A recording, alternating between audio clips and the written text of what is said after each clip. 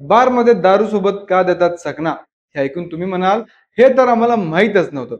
रात्रीची वेळ, शहर झोपलेलं, पण काही ठिकाणी जागा मात्र जिवंत, धडधडत. आणि त्यातली एक जागा म्हणजे बार.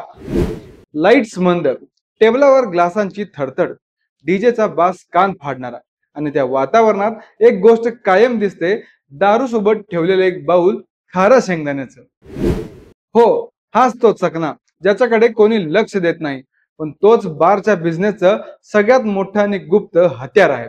कदाचित तुम्हाला वाटत असेल, चकना म्हणजे टेस्ट किंवा फक्त खायला काही मिळावं म्हणून. पण सत्य त्याहून खूप खोल आहे. आणि हे सत्य इतकं धक्कादायक आहे की हे ऐकून तुम्हाला कदाचित पुढे बार मध्ये बसताना विचार करावा लागेल. नमस्कार, मी रवी, तुम्ही पाहत आहात अनफिल्टर्ड महाराष्ट्र ऑफिशियल. चला सुरुवात करूया जाणून घ्यायला या चकण्याची मजा. शेंगदाणे साधे दिसायला काही विशेष नाही, पण त्यात असतं जास्त मीठ. आणि मीठ हा फक्त चव वाढवण्यासाठीचा घटक नाही, तर हा मानववैज्ञानिक हल्ला आहे. जितकं मीठ शरीरात जातं तितकी तहान वाढते, आणि जेव्हा तहान वाढते तेव्हा लोक पाणी कमी आणि दारू जास्त पितात. हा अपघात नाही, हा एक गणिती प्लॅन आहे. कुरकुरीत शेंगदाण्यांना तोंडात टाकलं की कळत न कळत मेंदूला आनंद मिळतो, कारण मेंदू कुरकुरीत आवाज आणि टेक्स्चरला डोपामिन सिग्नल म्हणून ओळखतो. म्हणजे ही गोष्ट मजेदार आहे, चालू ठेव. आणि मग सुरू राहतात गप्पा, हसणं आणि पेग मागे पेग. इतकं की अनेकदा लोक चकण्याला नाही तर चकण्यामुळे दारूला चिटकून बसतात. या खेळात अजून एक गुप्त तंत्र आहे. दारू शरीरात गेल्यावर तिचा नशा चढतो. जर दारू सोबत काही खाल्लं नाही तर नशा लवकर आणि जास्त प्रमाणात चढते. पण खारे शेंगदाणे ते प्रोटीन आणि फॅटने भरलेले असतात. त्यामुळे दारूचं शोषण हळू होतं, म्हणजे नशा हळूहळू. आणि नशा हळूहळू आली तर व्यक्ती जास्त वेळ बसते, आणि जितका जास्त वेळ बसाल तितका बिल वाढत जातो. ही स्ट्रॅटेजी जगभरातील सर्वात यशस्वी मद्य व्यवसायाची तंत्र आहे. पण एक गोष्ट इथेच संपत नाही.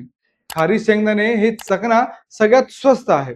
एक बाउलची किंमत फार तर काही रुपये, पण त्याची किंमत बार मध्ये कितीतरी पटीने जास्त असते. या छोट्या पदार्थांवर जास्त नफा कमवला जातो. आणि जसं शरीरात मीठ जातं तसं पुढचा परिणाम सुरू होतो. भूक. होय, खारे पदार्थ भूक वाढवतात. आणि मग ऑर्डर येतात, soup, tandoori, fried chicken, salad आणि भरपूर महागडी डिशेस. दारू प्लस चकना प्लस जेवण हा आहे अंतिम नफा मॉडेल. हा ट्रेंड एवढा लोकप्रिय आहे की दशकं गेली, पण चकण्याचं स्थान कधी कमी झालं नाही. आधुनिक बार मध्ये ग्लॅमर, कॉन्टिनेंटल मेनू आणि फ्युजन ड्रिंक्स आले, पण खारा शेंगदाणा तो अजूनही राजा आहे. कारण तो चव नाही, तो एक मानववैज्ञानिक सापळा आहे. विचार करून बघा, तुम्ही बार मध्ये बसलाय, एक पेग मागवता, सोबत येतो शेंगदाणा. तुम्ही त्याला तोंडात टाकता, बोलता, हसता आणि न कळत दुसरा पेग मागवता.